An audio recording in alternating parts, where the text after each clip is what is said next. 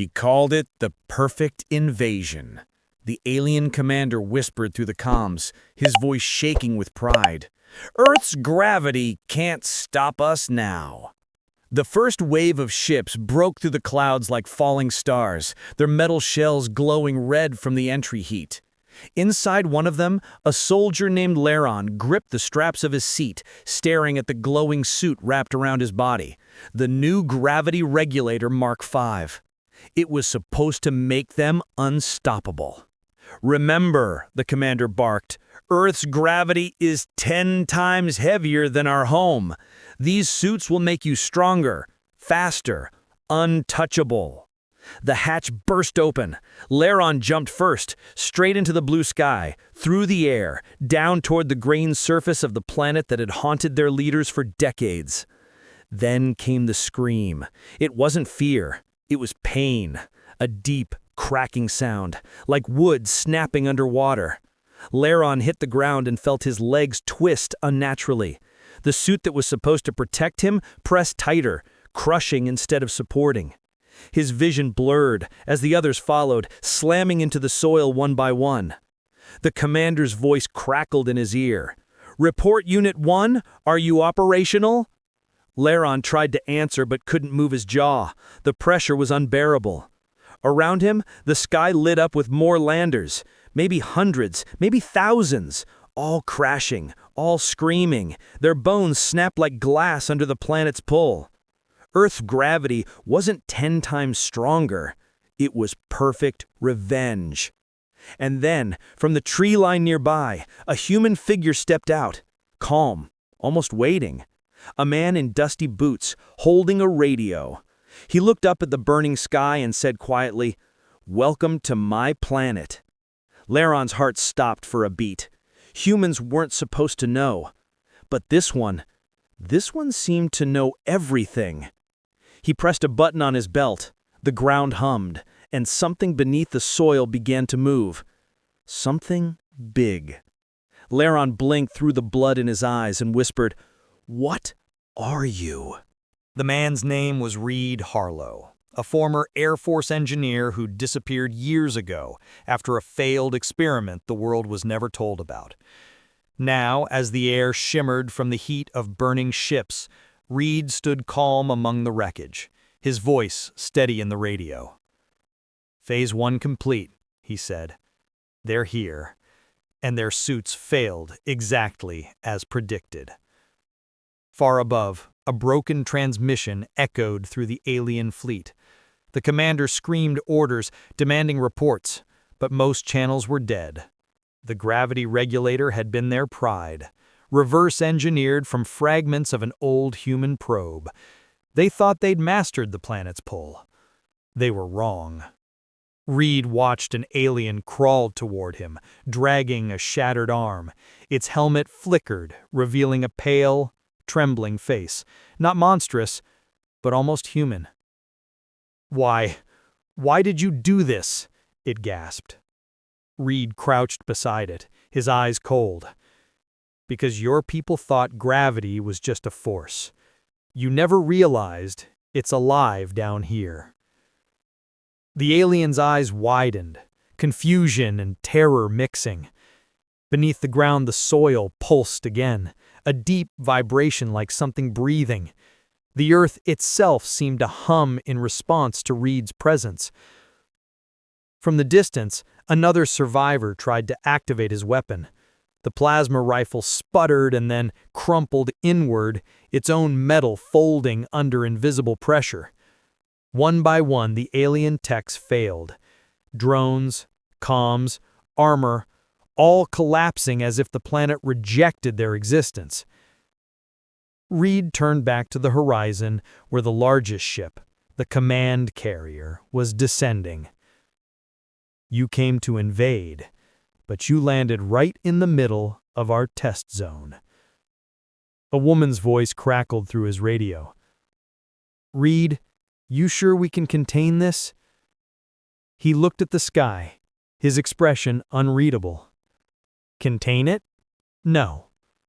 We're gonna feed it." Then, the ground split open.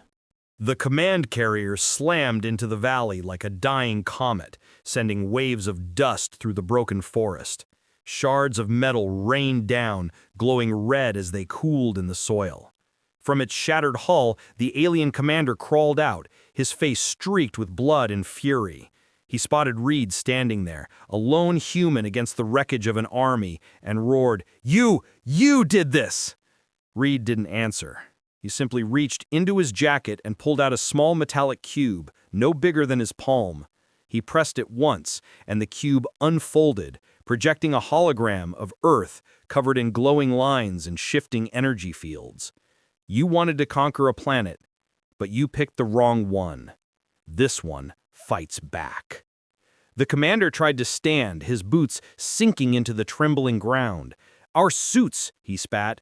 "Your suits amplify gravity waves. They weren't built for defense. They were built for harvesting. And you didn't realize." He glanced at the horizon where the light began to bend unnaturally. Earth's gravity isn't constant. It adapts to protect itself. The commander's armor began to crack again, deeper this time.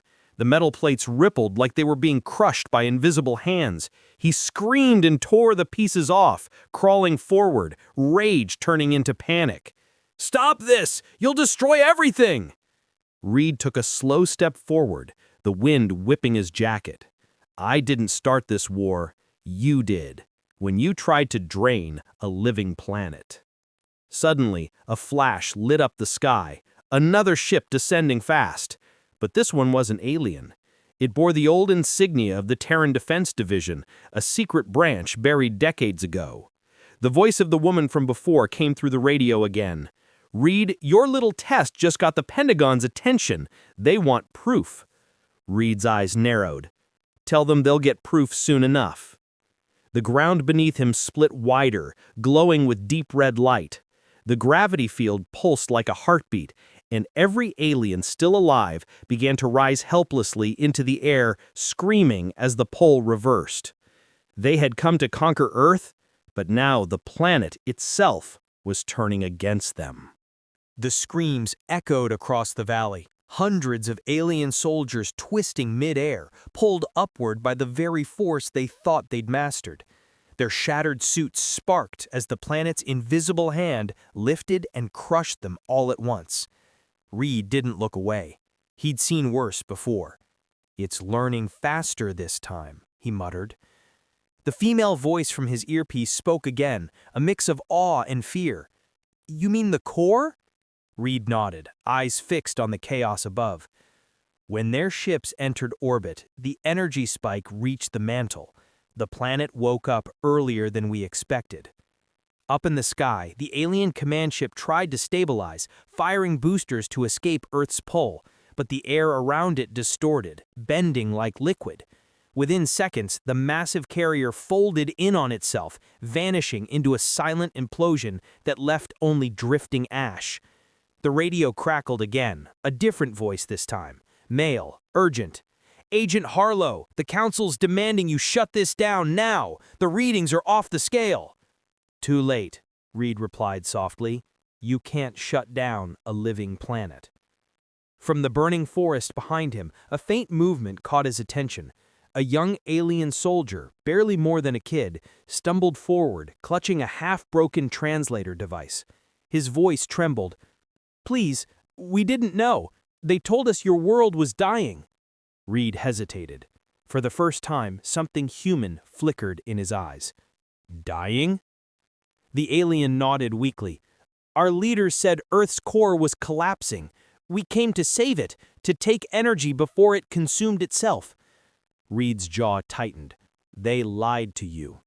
The boy's body began to float as the reverse gravity surged again. Reed grabbed him, grounding him with one arm as the ground cracked wider beneath them. "I can stop it," Reed said into his radio, "but I'll need full override access to Project Atlas." The woman's voice came back sharp.